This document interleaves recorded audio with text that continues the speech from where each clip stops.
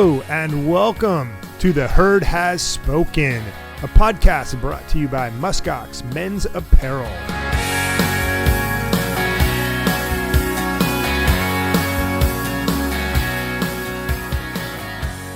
Hello again, this is Brad Hoos with The Herd Has Spoken. We're happy to have you here today for episode number 10.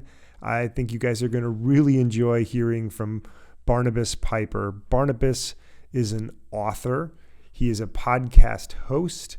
He is a father. He is someone who has a lot of great perspectives on the importance of not taking yourself seriously, the true way you can pursue happiness, the power of the outdoors. Barnabas and I had a fantastic conversation. If you're someone who's been waiting to start that piece of content, whether it's a blog or a YouTube channel or a podcast, I think you're really going to appreciate Barnabas' perspective on how to go about doing that, and also some of his challenges associated with writing books and the whole process. So really excited to share today's episode with you guys. So no further ado, Barnabas Piper.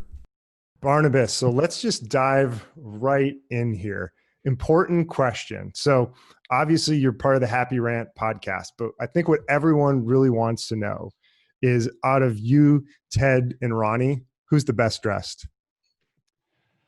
Oh man. Ronnie has the most distinctive style, I think. So he is the one who puts the most attention into his clothing. Now, it's not a style for everybody. Like if I dress like him, I would look like I was wearing a costume. It suits him. But I think he would win the best dressed award. Ted is like a solid Gen X middle-aged man dresser, just not like your chinos, khakis type of guy, but he's just sort of like your rugged casual. And I go for like center cut, like flannels, boots, jeans, or like shorts, baseball cap, that kind of thing. Just like, I don't want anybody to notice what I'm wearing. I just want to be comfortable and look appropriate to the context. I like it. Okay. So if you had to use one, if you want to cheat and use two, I think we can let that slide. But if you had to use one, maybe two words to describe everyone's style, what would it be? Let's see. Ronnie is, let me see if I can do this in one word. I would say Ronnie is chic. Ted is recovering grunge. That's two words, but we'll go with great. it. That's fantastic. And I am I think All American counts as one word because it's hyphenated, so I'm gonna be like All American Kid. I love it. That's great. Well, what a fun group, an eclectic group that you for sure have. So yeah, they're great guys. It's a lot of fun. Absolutely. And I'd love to hear how it all started, right? Because I think there's so many people out there who have thought about starting a podcast, thought about starting a YouTube channel, creating content. Maybe it's writing a book, a blog, but whatever. I'd love to hear about the stories about how things started. So how did Happy Rant come to be? It's kind of a classic tale of the internet bringing strangers together. So I think in late 2013, a guy named Stephen L. Trogi reached out to me. So he and I had done some writing on the same website. He ran a website that I wrote for periodically, had some similar sensibilities in terms of sense of humor and not being overly self-serious about things. And when I say that, I mean like in the Christian world where people can be very self-serious about things. And so he just said, what if we started doing these quick, like one-off videos where we just sort of riff on like how bad Christian fiction is or whatever. And so we did half a dozen of those, maybe. It's like low quality webcam YouTube videos where he's in his house. And I think he lived in Florida at the time. And I lived in, I think I'd moved to Tennessee by that time. And so different states, just these conversations. And after a little while, people started responding and saying, this would be great as a podcast because I want to listen to it in my car, not sit down and watch you guys not do anything. You're just talking. Right. So we started a podcast, and Steven real quickly was like, I think it'd be better if we had a third person. And I said, yeah, it probably would, because it just adds a cool dynamic. And he said, well, do you know this guy named Ted Cluck?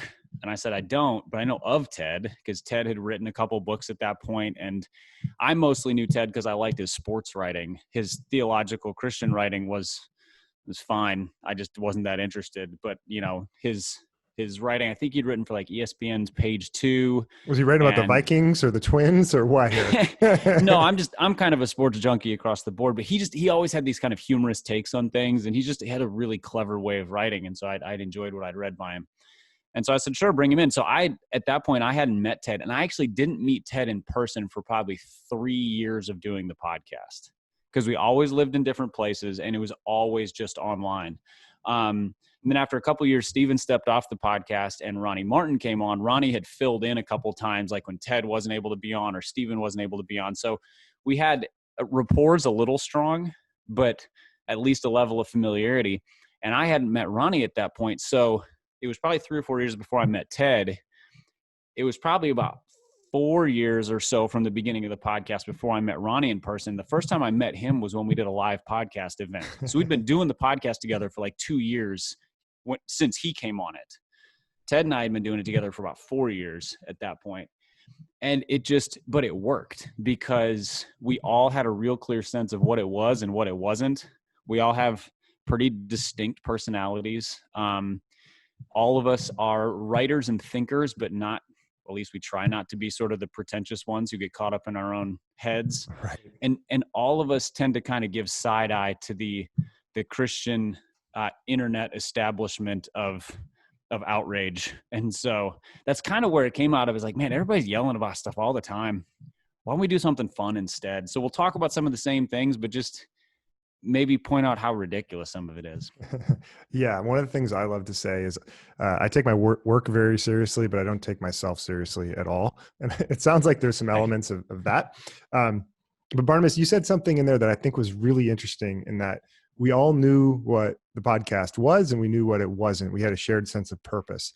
And I'd love to hear how that came about, because I think that can be really hard to get people on the same page. And, you know, having been involved in multiple startups, I know the importance of having that shared purpose, whatever it is.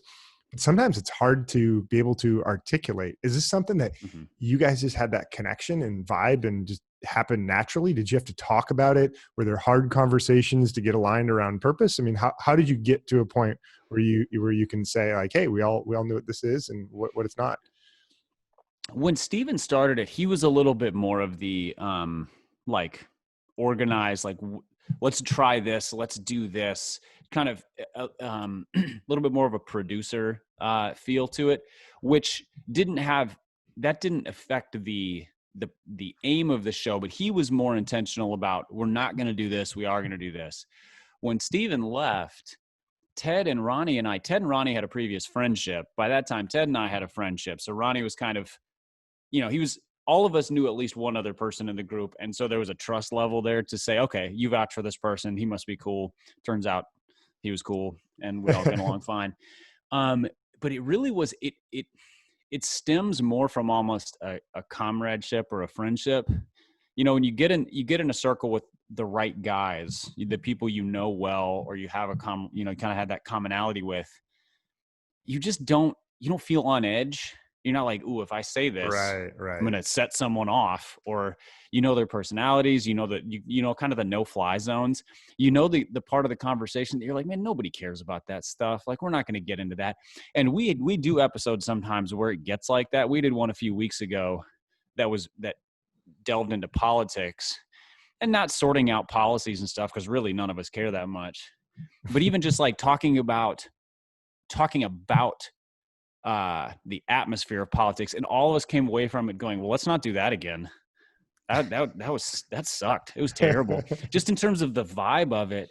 And so, yeah, there's just a feel for it. And so I think that's kind of how we get it, is there are times we get to something and we're like, well, that didn't work. It didn't work personally. Or one of us is like, guys, I can't really go there because of a relationship in my life or my church or my place of employment. That's a thing that we got to be careful about. And we just respect it. And we go, okay, cool. Like, we're never like, oh, come on, man, you're ruining the podcast because you won't let us talk about, you know, the Southern Baptist Convention or something. Right. Like, well, okay, there's a lot of other stuff to talk about. We'll just go somewhere else. So how is your podcast different today than it was at the beginning? Because I know that, always trying to improve, get things better. The personnel's Yeah. evolved. You added a third person. So there's some real obvious things. But when you look back now, I would guess, and I'd love to hear your reaction on this. I would guess that you're saying, "Oh man, that that was a little bit of a dumpster fire at the beginning, and we've really changed and made it a lot better now." I'm kind of like, we would never put out that content today, but I don't know if that's the case. I'd love to hear really, how do you think it's different today, and where is it better? Yeah, I think so. That there's one major shift, and that was when Ronnie came on and Steven left. The nature of the show changed a little bit because Steven, like I said, had more of like a show preparation mindset. He would send out like, "Hey, let's do a top 10 of this or that kind of thing," and it made for a really good podcast. We had a good time, but it was a different vibe. Whereas what we do now is very much shoot from the hip. And that's part of the reason it works, because all three of us are fully invested in other parts of life. We're all married. We all have families. We all have, full-time jobs. We all write. And so to do show prep would turn this show into something not fun. Whereas throwing something out there and seeing what somebody's reaction is among friends is both trustworthy and fun. And I think that's how it continues to get better or stay fresh, is because it can't get stale when you don't know what you're going to do every week. Right. You know what I mean? And there's a strong sense, I think, among the listeners as well, that we are three friends talking through things in a way that we find funny, we find interesting. Those guys genuinely make me laugh. This is not there's real enjoyment in it. And we just get to invite other people into that. So, our listeners are part of, like, they're at the table too. They can shout back at their earbuds or whatever, but like they kind of feel like they're in the room with friends, and that doesn't get old. And it's also why we can, we don't need to chase controversy or news topics to make it work, because we can go 15 minutes on Ronnie's new jackets or something like that, just like you would poking fun at a friend. Like, if you have a friend who's just a little bit more particular about his style, some days you just go in on that guy a little bit, and he's like, "Hey, nice shoes," and you just don't let up for a good 10 minutes, and it's fun. And he, Absolutely. and if it's in the context of friendship, he doesn't get his feelings hurt. Yeah, no doubt. It's amazing how when you're with friends and you're able to laugh and have fun, it makes for a good experience. And man, Yeah. that's such an obvious concept, but it really matters. And I feel like we lose that in the workplace a lot as well, where people get so focused on doing a job and corporate culture and trying to do things the right way. And it's like, no, let's not try to be perfect here. Let's try to make sure we're having a good time and we're laughing. And if we're doing that, a whole lot of other things are going to take care of themselves. So obviously it's played out for you guys. And I love to see that. And I love sort of the spirit of fun there. So I'd love to try something out here new with you, Barnabas. Speaking of having fun and just trying to dive into an overrated or underrated section here. So I'm going to share a phrase, a concept, and I just want to get your perspective on if it's overrated or underrated. So really simply, and then we can get into the whys. But I'm gonna be militant on this first. Got to hear if it's overrated or underrated. So first topic, and I know this is something that's been top of mind for you recently, and that is masculinity. Overrated or underrated? Overrated with a qualification, but overrated in the way that it is presented. I think the version, when you hear masculinity, I think you usually think sort of ruggedness and a lot of things that are sort of stereotypical, but not necessarily foundational to what it means to be a man. I would say, if you had said manhood, I would say underrated. Masculinity, I think, has become co-opted in some ways to be a bit of a shell of what genuine manhood is. No, I think that's great. I mean, when you see truck commercials, it's like 300-pound boulders bouncing off the back of a pickup truck, right? Like that's somehow associated with what masculinity should be known as. And it's like, no, that's really totally separate thing. Right. I think, and so, yeah, exactly. All of those stereotypes, and those are not things that I'm opposed to. Like I enjoy collision sports. I like war movies. Those kinds of things, but that doesn't make me more of a man than someone else. If that makes me more masculine, then that means in some ways masculinity is separated from what it means to be a man. Yeah, I love it. No, that's one of the things that we try to embrace at MuskOx, right? Because we're kind of a manly brand, so to speak. We've actually been described by customers before. You might appreciate this as the Lululemon for manly men, and that's not that's not That something makes me want it less, except that the clothes are so great. I know it's funny. I was going to say that's definitely not something that we go to market with, but it's sometimes really fascinating to hear how customers describe you, and it's kind of like, yeah, well, you might choose as a man to wear a flannel, you might choose to wear a t-shirt, you might choose to wear workup clothes, a dress shirt, a suit, whatever. It doesn't matter. Like that doesn't necessarily define how well you're doing as a man, right? Like they're two totally Right. separate concepts. Okay, so along those lines, this one I think is a natural segue. So dressing well, overrated or underrated? Overrated. If you mean dressing for an image, when I hear dressing well, I think of sort of a dress for success type of thing, as opposed to dressing in a manner that, like, if dressing well means dressing in a way that's both comfortable and appropriate to the context, then yes, great, underrated. If it means fitting expectations aesthetically, I have no interest in it. I think, yeah, that would be my take on it. If dressing well means buying high quality clothes so that they last a while and then they're really comfortable, I'd say that's good. You should do that.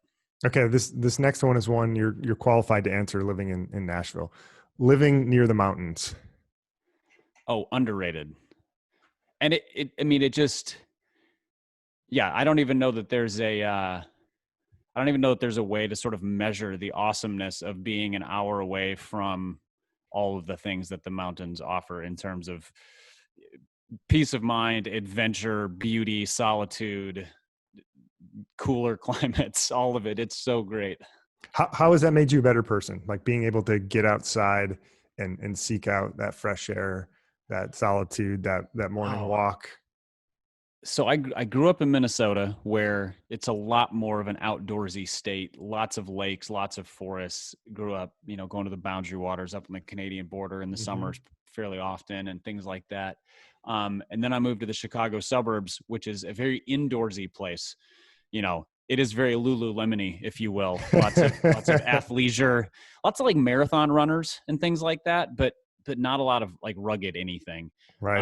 And then moved to Nashville in 2013 and kind of rediscovered that being out in the woods, and I'm not talking about like, me and an axe for a week, but even just like going to a state park for an afternoon or a morning, it's about as mentally and emotionally and spiritually therapeutic as just about anything in my life. So to get up early on a Saturday and go to a state park and then get up on Sunday and go to church is, it's sort of it's like the two bookends on kind of a healthy spiritual weekend. It, Having gone through some really tough times in life, there's I got divorced a few years ago and have just some real difficult transitions since moving here. The outdoors are where a lot of peace of mind and soul is. That's where God has allowed me to think, to pray. If you need to cry, doing it in the woods is really great because nobody's around, and you don't have to worry about being seen or bothering the neighbors. And there's a real sense of, I want to say, closeness to God, which sounds funny because he's with us everywhere. But there's a real sense of presence, I think, in nature, and a lack of distractions if you can keep your phone in your pocket.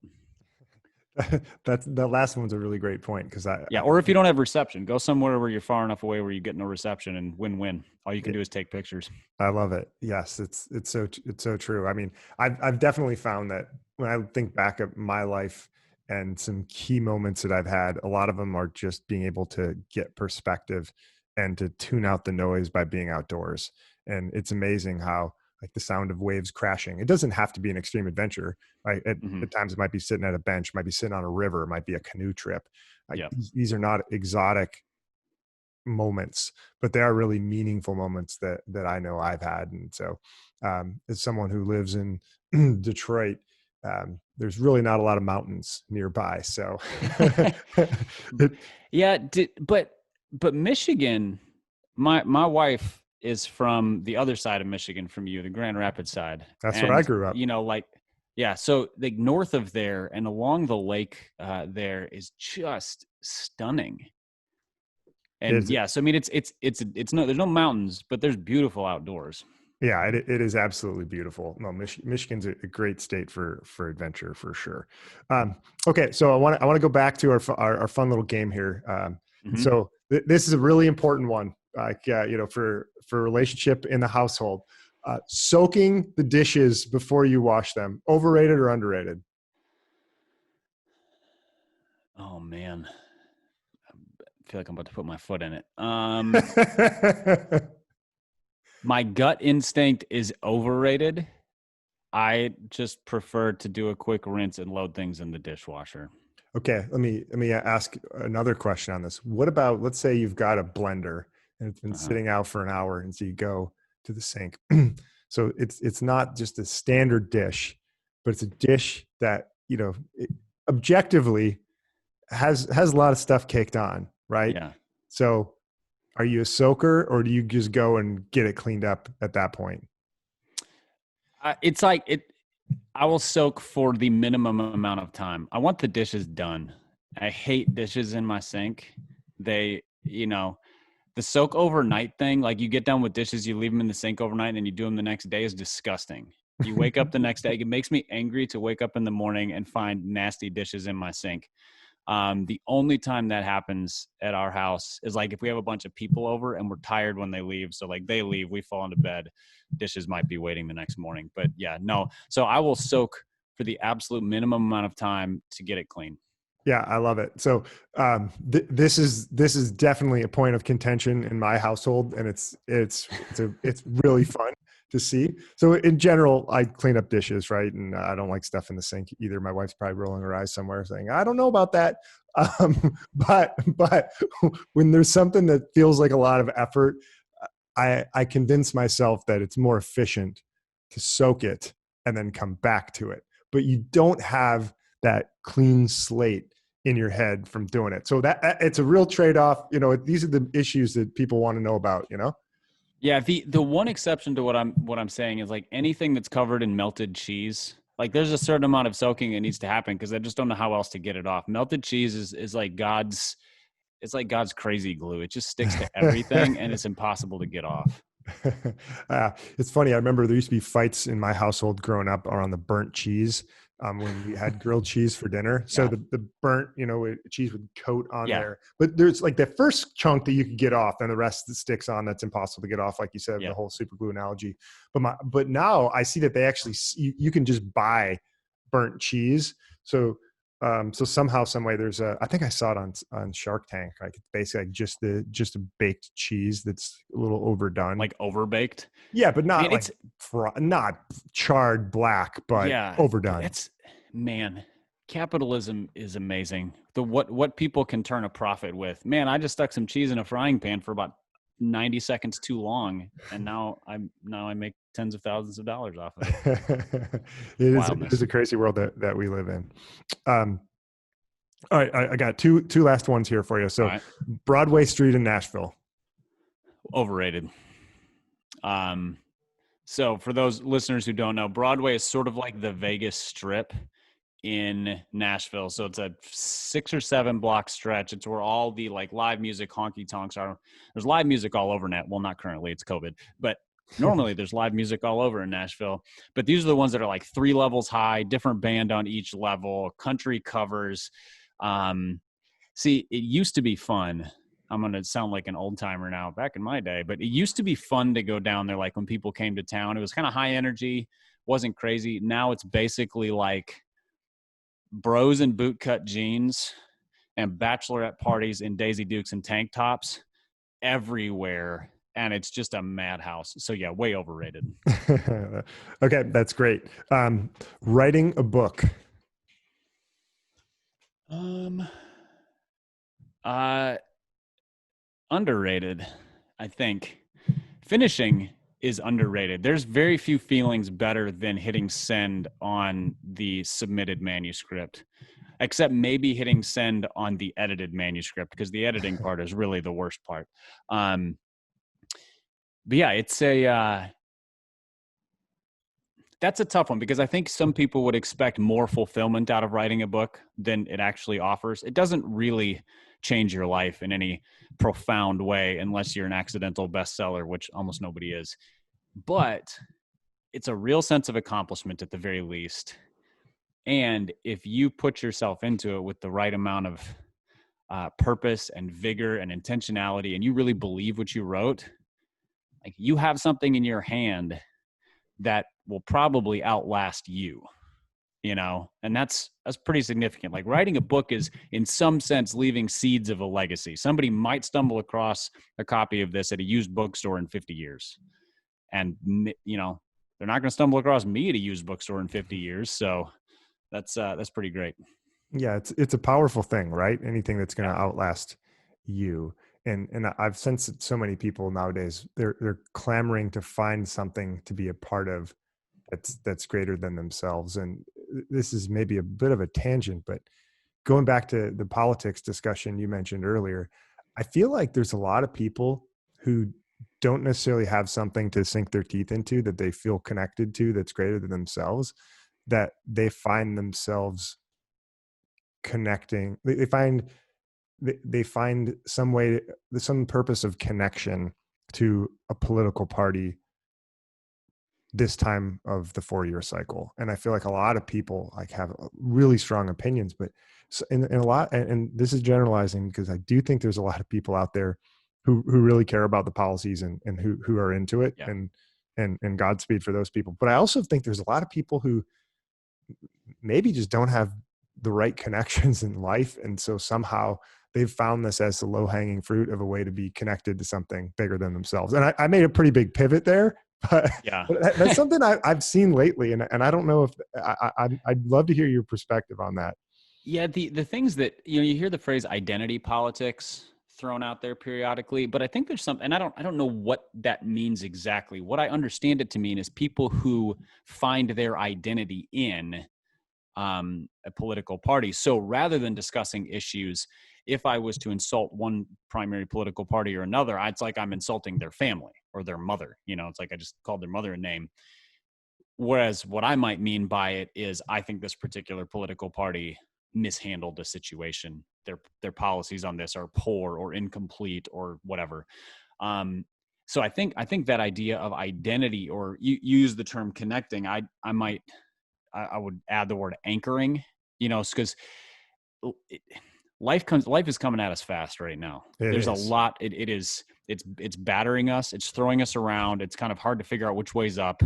And so if you can attach yourself, to anchor yourself to something, it gives a sense of peace, possibly a false sense of peace. I think anchoring yourself to a political party is a wonderful way to have a false sense of peace, because it's going to let you down. I think both primary political parties are letting their constituents down in pretty notable ways. And at the very least, I mean, as a Christian, anything we put our ultimate hope in outside of Christ is going to let us down. So I think that's significant. But there's a strong sense of, this is a thing that I can turn to as I'm part of this. I'm connected to this. I'm anchored to this. It's not that dissimilar from, moving to the South. It was a shock to me, the way that people identify with college football teams. Fall in the South is when people kind of come out of their shells the most in terms of what they identify as. I identify as a Crimson Tide fan. I'm a Vols fan. I'm a Dogs fan, whatever. Nobody's a Commodores fan because Vandy has a terrible football team. And there's a touch of that with politics, and it's not reasonable. It's ownership. I identify as this, I own it, and I will defend it to the death, even if you point out all of the flaws in it. Like, I don't care about any of those things. Don't Mm-hmm. insult my family. Mm-hmm. Yeah. So I think the connection thing is real. I think identity, which is sad because it's going to be hollow. And I think hope, anchoring, security, which is also kind of sad because it'll be a disappointment. Yeah. So you recently, we talked a lot about, before I went on the tangent there, we talked a lot about books and the importance of writing and the joy of being able to hit submit on the manuscript and edited manuscript. That's a process you recently went through, I understand. Tell us a little bit about the book that you just wrote. Yeah, so I just had a book come out early October called Hoping for Happiness, which leading up to release, I wasn't sure if this was the worst year ever to release a book for that or the best year. It's one or the other, because 2020 has been a challenging year for us all. I think it landed at the right time, because I think a lot of people are looking around going, what does it look like to find meaningful happiness? And that's really the point of the book, is what is a realistic, grounded meaning for happiness? What does happiness look like in this life when we look around and go, everything's a mess, but also God is good? So how do we hold these things in tension? The process itself was, writing a book or getting a book published is a lot longer than you would think from the outside. It was probably a 2-year process from talking to, so I have a literary agent, which sounds super kind of snobby and bougie. It does It sound just fancy. means, right, it's not. It means that there is somebody who is very much better at connecting with publishers and negotiating contracts than I am. I don't know. I can do that stuff because I worked in publishing, and it sucks the life out of me and I hate it. He's very good at it, and he does it for a lot of authors, and he's a very reliable person. So I went to him and said, hey, I've got an idea. We just kind of chewed through it. Took me a few months, came back to him with kind of a full-fledged proposal. So that's a writing sample. That's, what is this about? Who is it for? How can I position it in a marketplace? What do I bring to the table as an author? But the writing sample is a big piece, kind of what's the tone? What's the gist? What do you envision for this? He then took it around to a handful of publishers. The first 4 or 5 said, for whatever reason, they didn't think it was the right publication for them. Which is always the case. I've never heard a story of an author saying, yeah, I brought it to one publisher and they said yes. Sorry to interrupt you. No, that's all right. That was actually my first publishing experience, though. The first publishing experience I ever had was a single conversation, but I cheated because I knew the guy there. And so we had kind of been talking about the subject matter for a good while, and it kind of went back and forth. And then it kind of ended up as, what if that might make a good book someday. And then I went back to him a few months later and said, you're right, I think it might. So I wrote a book about it, or I'm going to. And he said, cool. But I didn't get rejected on that one. So you're still a unicorn to me from the fact that you brought it to one publisher. Let that stand on its own. I'm in publishing. I have a few, I'm an oddity in a couple senses, because I worked in publishing for about 14 years. I work at a church now, but I worked in publishing for about 14 years. And those relationships changed the dynamics, because I knew what not to do in some cases. And I knew exactly who to take things to in a couple cases, where it was just like, we could have conversations before I even proposed anything, so that the wheels were greased, if you will. But, yeah. So after that, once it landed with a publisher and they said, yes, we'd like to do this, then it gets into you sign the contract, you have the due date, et cetera. Then it's just the writing process. This publisher had a more intentional editing process throughout the writing of the book. In most cases, you turn in you write the manuscript over the course of several months, you turn it in, they hold on to it for a while and send back all the edits. And so it's sort of like radio silence, lots of work, radio silence, lots of work. This was submitting it bit by bit, which I did not enjoy, but was very beneficial for the book. I didn't enjoy it because I like to work on my own pace. Mm-hmm. And when the editor's regularly like, can you get me a chapter by this date? Can you get me a chapter by this date? It feels like being nagged. But I didn't turn in things late too much. And it helped me build every chapter, because the one before had been kind of clarified. The editor had tightened it up already, right? So that the next one could attach. I could attach it properly. And then once it's all turned in, then it's just several months of final edits,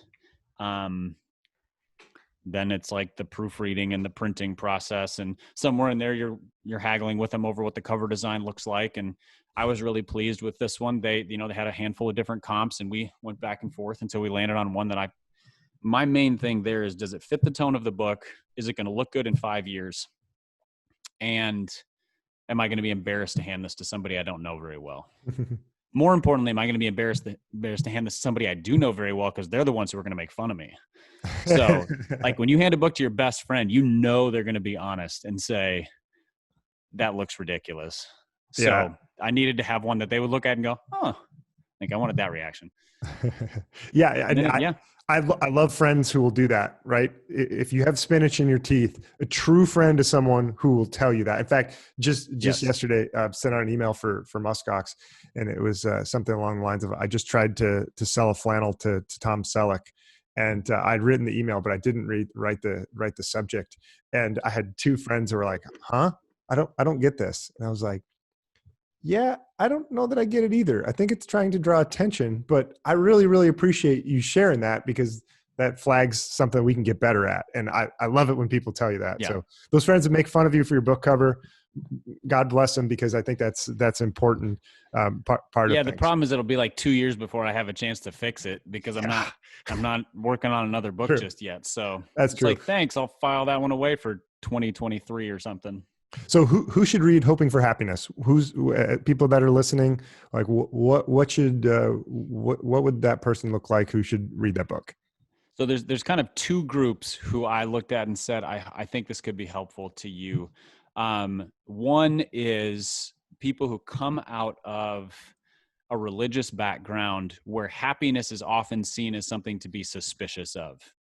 Too much happiness means that we're not serious enough about the right things, and there's sort of a guilt about happiness. And so trying to pull those people into looking at life and saying, look at these good gifts that God has given us. He would not have given us, we talked about the outdoors earlier, we talked about music, food, relationships, like so many wonderful things. He wouldn't have given us these if he didn't intend us to enjoy them. So what does it look like to enjoy them well? The other side, so this is the second group, are people who are constantly chasing, jumping from job to job every 2 years, trying to find that dream job, moving from relationship to relationship, trying to find that dream somebody, moving geographically, trying to find that, like, the next adventure, and always feeling that emptiness after the thing.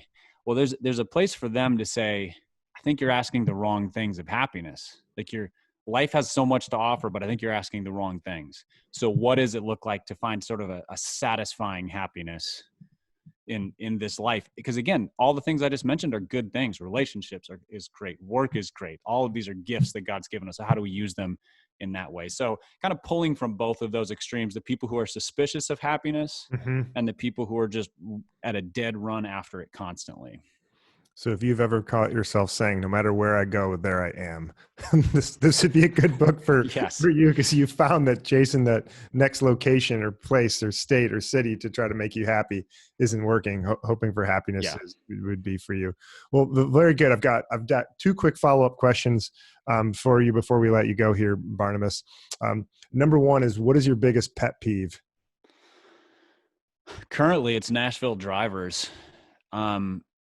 There's, for a variety of reasons, Nashville's the worst driving city I've ever been in, and I've traveled a fair amount. I mean, it even in the United States, I'm not going to compare it to the interstate system is a mess. There's a lot of people who grew up in small towns who live here now, so they're terrified of the freeway. There's people from all over the country who live here, so you get like your aggressive style from one state with your putzing style from another state. I find Nashville Drivers to be like, it's a regular source of me needing to like take 7 deep breaths and apologize to somebody. And final question for you here is, what's the greatest piece of advice that you've received in your life? Oh man, greatest piece of advice.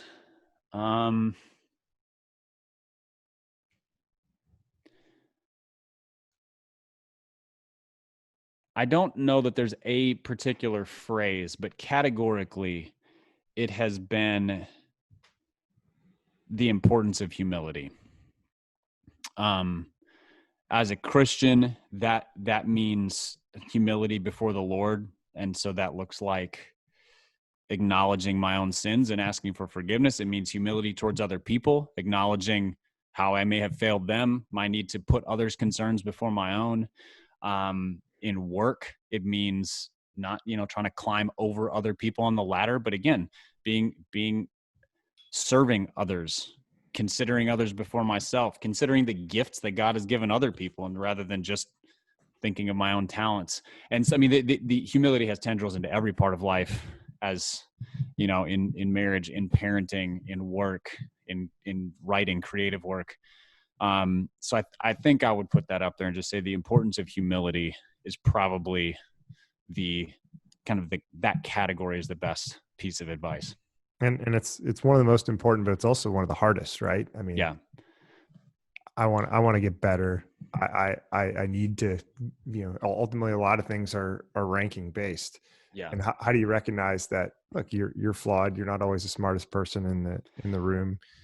When I think that thinking about that a little bit more specifically, a specific piece of advice about humility, I think it's a C.S. Lewis quote, or at least a summation of a C.S. Lewis quote, where he says, humility is not thinking less of yourself, but thinking of yourself less.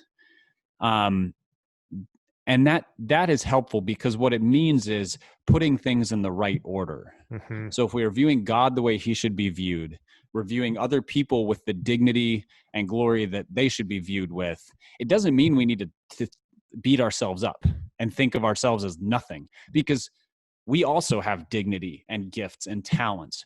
But thinking of ourselves less, so instead of putting ourselves first, putting God and others first, it just puts things in the right order rather than chopping ourselves down.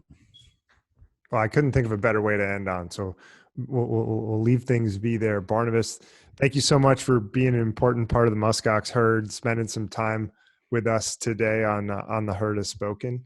And we look forward to hearing about your next book, your next adventure, and all the good things that are going to come from your fairly new marriage. It's something that I know we both share in common. We get a chance to talk about today. But again, appreciate you being on the podcast today. Absolutely. It's been a blast. Thanks for having me. Well, that is it for today's episode. I really enjoyed my conversation with Barnabas today, and hope you guys enjoyed listening to it as well.